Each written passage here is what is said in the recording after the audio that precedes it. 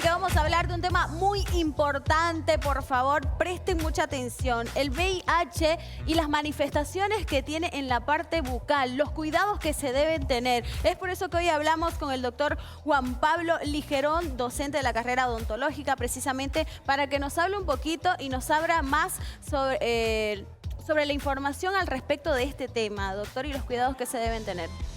Bueno, muy buenas tardes. Primero vamos a decir que una persona que tiene el VIH generalmente es una persona que ya es estigmatizada. ¿Por qué? Por esta enfermedad que hace que antiguamente era un tabú, el miedo que se da a la atención. Ellos cuando llegan a enterarse que tienen esta enfermedad, no solamente desde el punto de vista odontológico, sino desde el punto de vista de la salud general, ellos empiezan a tener cierto miedo, temor, entonces no informan, ¿no? Aparte que ellos no pueden estar informando, ¿por qué? Porque hay un código de ética que a todo personal de salud no nos permiten que no los podamos atender, digamos, no podemos rechazarlo.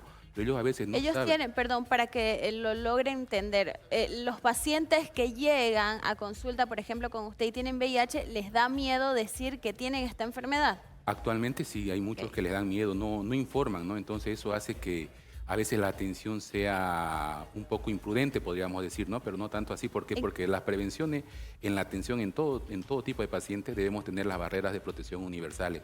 Pero ya es estigmatizado que el paciente tenga VIH. ¿Por qué? Porque había un rechazo hacia el paciente que presentaba. El rechazo ya se daba desde los profesionales. ¿Por qué? Porque a veces teníamos una falta de desconocimiento sobre la forma de prevenir, ¿no? Y la forma de contagio. Hay enfermedades virales que son un poco más fuertes, podríamos decir, que el VIH, ¿no?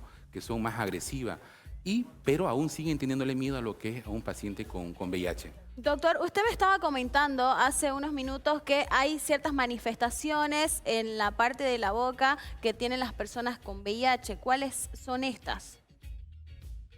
A nivel de la cavidad bucal, son las primeras manifestaciones clínicas que se pueden dar en una persona que puede ser que uno sepa que tenga la enfermedad, o si la tiene también se empiezan a manifestar. ¿Por qué? Porque hay una baja de lo que es el sistema inmunológico.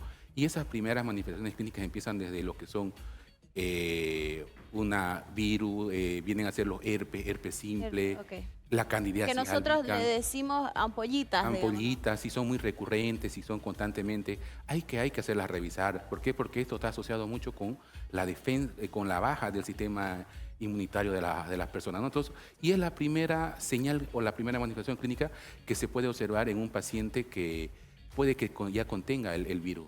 Habla también de una manifestación de candidiasis, doctor.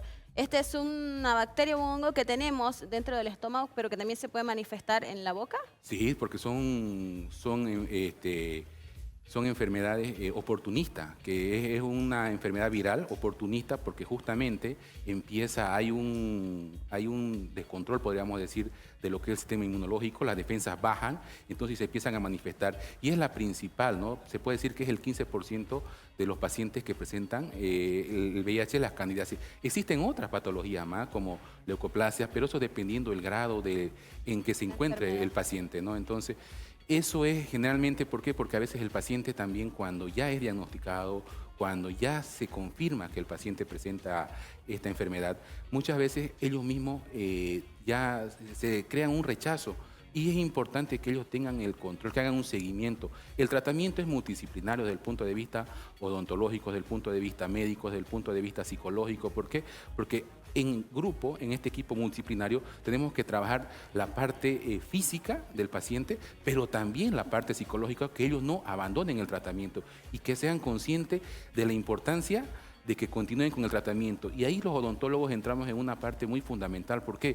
Porque cuando hay una boca ya alterada, una mucosa irritada, les llega a dificultar hasta la toma de los medicamentos, los tratamientos, por el dolor que provocan las infecciones virales que recurren en la cavidad bucal, ¿no? Entonces hacen que ellos vayan dejando o no cumplan de forma rutinaria lo que es la medicación. Doctor, ¿qué sucedería si un paciente con VIH tiene una muela con carie infectada que ya llegó hasta la parte del conducto y no le avisa a usted, por ejemplo, que tiene la enfermedad? ¿Qué podría ocurrir? ¿Qué podría salir mal?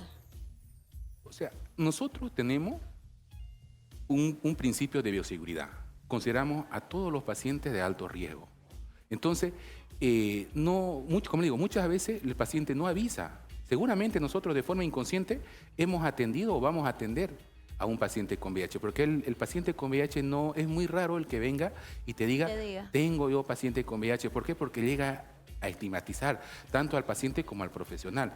Nosotros hicimos una encuesta muy rápida, así en la universidad con los estudiantes, y preguntamos a ver en el grado de formación si ellos atenderían a un paciente. Era una pregunta, algo piloto que lo hicimos, y le preguntamos si ellos atenderían a un paciente con VIH. Estamos formando nosotros para que ellos puedan atender. Y muchos todavía tienen ese rechazo, le da ese miedo, ¿no? Y también le preguntamos, ¿y se harían atender con un paciente con un profesional que tenga VIH? Ellos también dicen, o sea, que me atienda, se asustan. Entonces, ¿eso es por qué? Porque tenemos que preparar, tenemos que informar, tenemos que seguir capacitándonos cuáles son los mecanismos de transmisión y cómo deberíamos protegernos, cuáles son los riesgos de transmisión que pueden tener estos pacientes.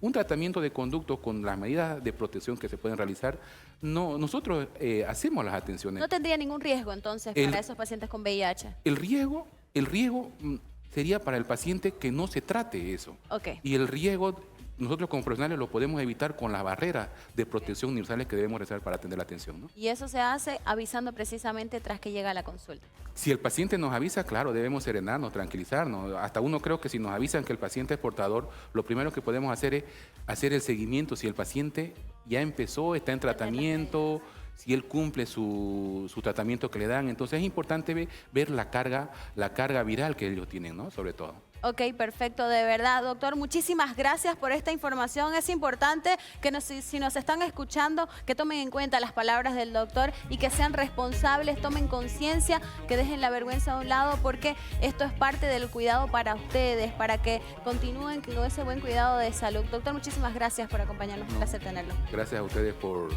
transmitir y que podamos dar un poco de información de lo que sabemos, ¿no? Gracias y siempre predispuestos para cualquier... Gracias, doctor. Tenemos que continuar con más.